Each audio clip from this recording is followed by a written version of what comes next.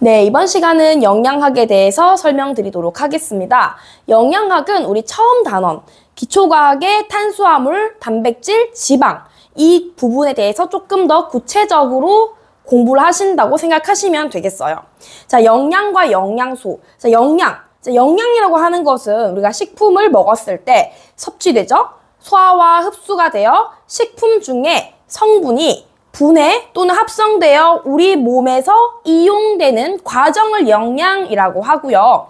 그 흡수된 성분 중에 이제 인체 내에 에너지, 성장, 유지, 보수 등 이런 다양한 생리 기능을 하는 생명 유지에 이용되는 성분을 영양소라고 하고요. 자, 여기서 열량 영양소, 구성 영양소, 조절 영양소로 나눌 수 있겠는데요. 열량, 체내에서 에너지를 생산하는 열량 영양소로 대표적으로 탄수화물, 단백질, 지방입니다. 이거는 다들 잘 아시죠? 탄단지, 탄수화물, 단백질, 지방 이 세 가지의 영양소가 열량을 낸다. 좀 매우 중요합니다. 이 세 가지 영양소가 1g당 어떤 칼로리를 내냐면 탄수화물은 1g당 4kcal, 단백질은 1g당 4kcal, 지방은 9kcal를 냅니다. 요것도 알아두셔야 됩니다. 자, 그리고 하루에 섭취하는 권장량으로는요. 탄수화물 같은 경우는 우리 한국인은 밥심. 탄수화물은 55에서 70%로 가장 많이 차지하고 있어요. 하루에 55에서 70% 정도는 탄수화물로 채워야 된다. 하루 섭취 권장량이에요. 지금 이 밑줄 친 부분들이 하루 섭취 권장량입니다. 단백질은 7에서 20, 지방은 15에서 20입니다. 예전에 어떤 분들이 다른 책이랑 달라. 다른 책은 이거랑 바꿔서 되어 있어요라고 하는데 아닙니다. 이거 맞습니다. 이거 맞기 때문에 이대로 봐주시면 되겠습니다. 그 다음 구성 영양소라고 하는 것은요. 우리 체 구성과 성장, 유지, 보수 손톱처럼, 손톱 있죠? 손톱이나 머리카락 이런 것들을 조직 재생에 이용되는 영양소로 단백질이랑 무기질이 있습니다. 요거를 구성 영양소라고 하고요.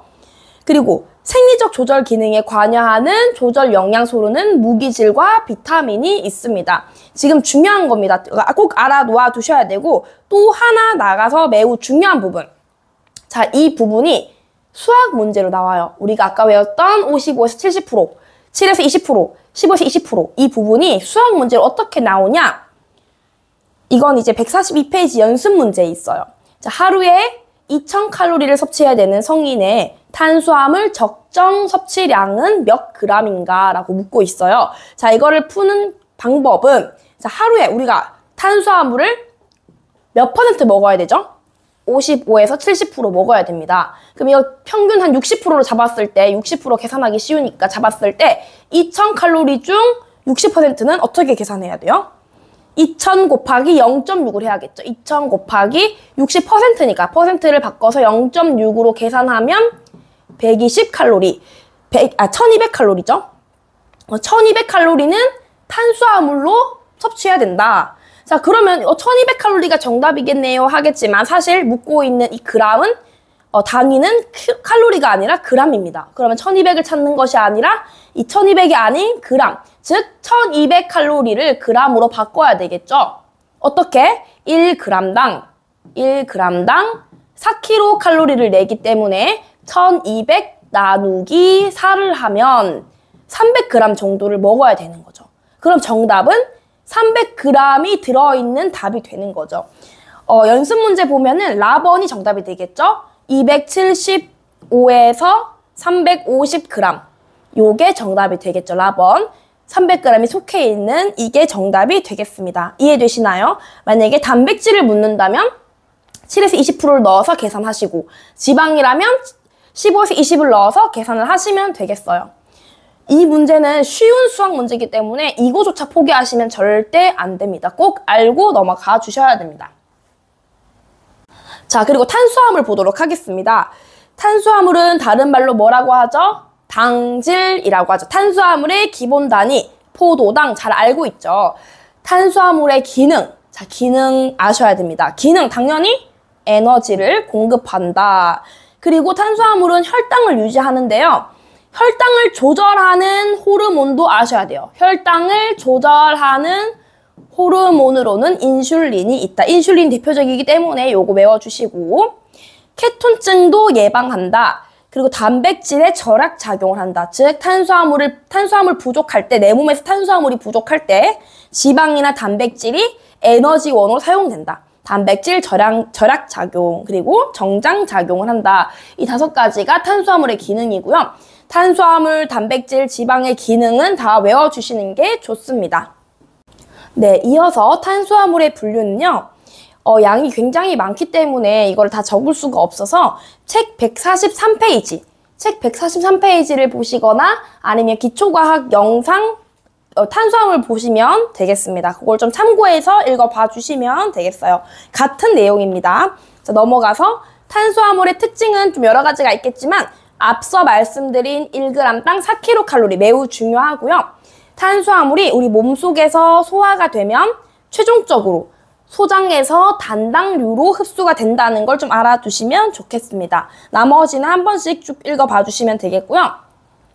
탄수화물의 소화가 시작되는 곳은요, 바로 입입니다. 입에서부터 시작이 되는데 우리 입에 침 있죠? 침 속에 프티알린이라는 효소에 의해서 다당류인 글리코겐과 전분이 입에서의 기계적 소화와 함께 소화가 일어납니다. 즉 입이 제일 첫 번째로 일어난다. 요거 이제 연습 문제 145페이지 연습 문제 2번째 보시면 나와 있습니다.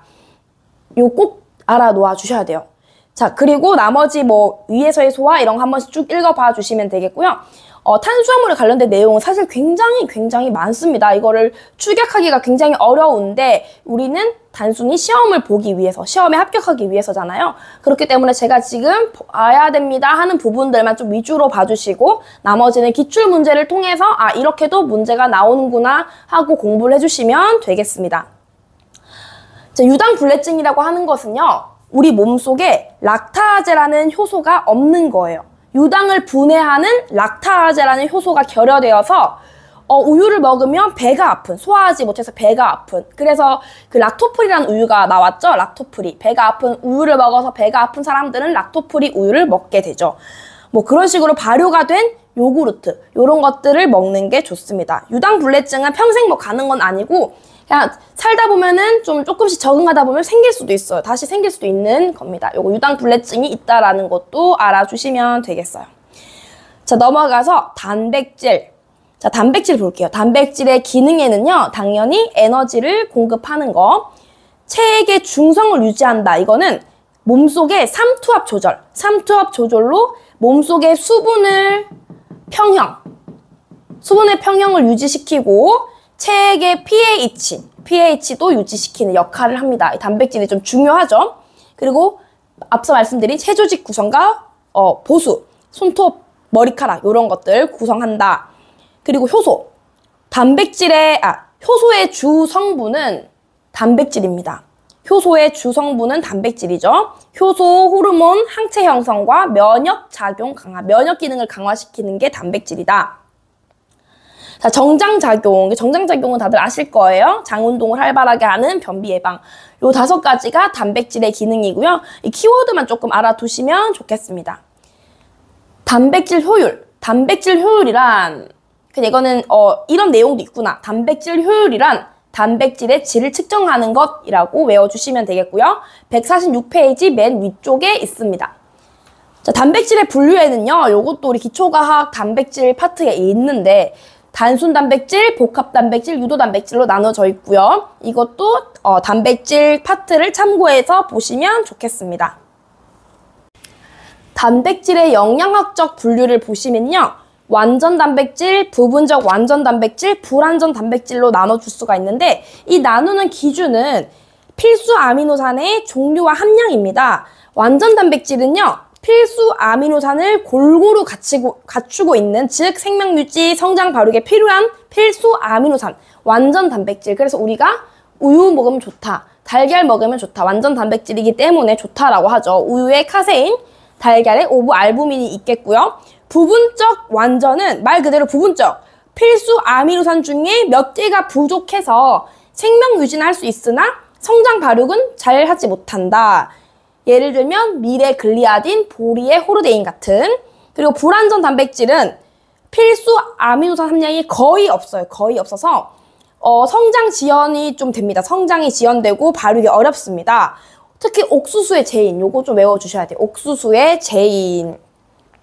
자, 그렇기 때문에 이 불완전 단백질을 먹게 될 경우에는요, 좀 필수 아미노산이 고르게 갖춘 음식들과 섭취해야 되는, 즉 상호 보충을 작용해야 되는 걸 해야 되는데, 예를 들면 옥수수를 먹을 때 콩을 같이 먹으면 좀 더 상호 보충이 된다. 쌀을 먹을 때 콩을 같이 먹으면 좋다. 그리고 빵이랑 우유 같이 옥수수와 우유 등 이런 식으로 좀 같이 상호 보충을 할 수 있는, 이 상호 보충에 관련된 문제도 좀 잘 나오기 때문에 잘 봐주셔야 됩니다. 자, 제한 아미노산이 나오는데, 제한 아미노산이라고 하는 것은 필수 아미노산 중에 상대적으로 요구량에 비해 함량이 적어 결핍되기 쉬운 아미노산을 뜻합니다. 제일 많이 결핍되기 쉬운 아미노산을 제1 제한 아미노산이라고 하고, 두 번째로 결핍되는 아미노산을 제2 제한 아미노산이라고 하는데, 제1 제한 아미노산에는 라이신과 트리토판이 있고, 제2에는 트레온이 있습니다. 요것도 같이 외워주시면 좋겠습니다. 자, 그리고 필수 아미노산. 이건 우리 단백질 공부할 때도 나왔었죠. 필수 아미노산은 리신, 류신, 메티오닌, 트립토판, 트레오닌, 이솔루신, 발린, 페닐알라닌까지 성인에 필요한 8종이라고 구분이 되는데요. 히스티딘 같은 경우는 어린이나 환자에게 필요한 아미노산이기 때문에 총 9가지로 분류할 수가 있겠죠. 여기 관련된 영어도 같이 외워주셔야 됩니다. 보기에 영어로 나오는 경우도 있기 때문에 리신, 유신 이런 영어도 같이, 괄호에 있는 영어도 같이 알아주시면 좋겠습니다. 자, 연습 문제 보시면 트립토판 360mg은 체내에서, 몸속에서 니아신 몇 g으로 전환되는가 했죠. 니아신 몇 g, 몇 mg으로 전환되는가. 정답은 6mg입니다. 니아신이 360mg의 트립토판이 몸속에서는 니아신 6mg으로 전환됩니다. 이거 외워주시면 되겠어요. 이 문제도 나옵니다. 자, 그리고 단백질의 소화 및 흡수 한번 읽어봐 주시면 되겠고요. 마지막으로 단백질의 영양평가 방법. 단백질의 영양평가 방법은 2가지가 있어요. 생물가가 있고 단백가가 있는데, 생물가라고 하는 것은 단백질의 체내 이용 정도를 평가하는 방법으로 몸속에 흡수된 질소량 분의 몸속에 보유된 질소량 곱하기 100을 해서 생물가를 계산하면 되겠고요. 우유가 제일 높았습니다. 자, 그리고 단백가. 단백가는요, 필수 아미노산 비율이 이상적인 표준 단백질을 가정하여 이를 100으로 잡고 다른 단백질의 영양가를 비교하는 방법으로, 당연히 단백가가 높을수록 영양가가 크다라는 거죠. 자, 이거는 여기서 중요한 거는 대도 있죠. 우리 콩. 보통 이제 제일 단백가가 높다고 하면 완전 단백질인 달걀 100입니다. 달걀을 100으로 잡는데 달걀이 100이에요. 그리고 소고기, 우유 이렇게 순서가 있는데요. 콩 같은 경우는 4번째 정도예요. 그러나 수분 함유량이 빼고 정말 단백질만 놓고 봤을 때는 상대적으로 대두가 단백질 함량이 많다라는 결과가 나왔어요. 요거까지 알아놓아 주시면 되겠습니다. 여기까지가 탄수화물과 단백질의 영양학이었습니다.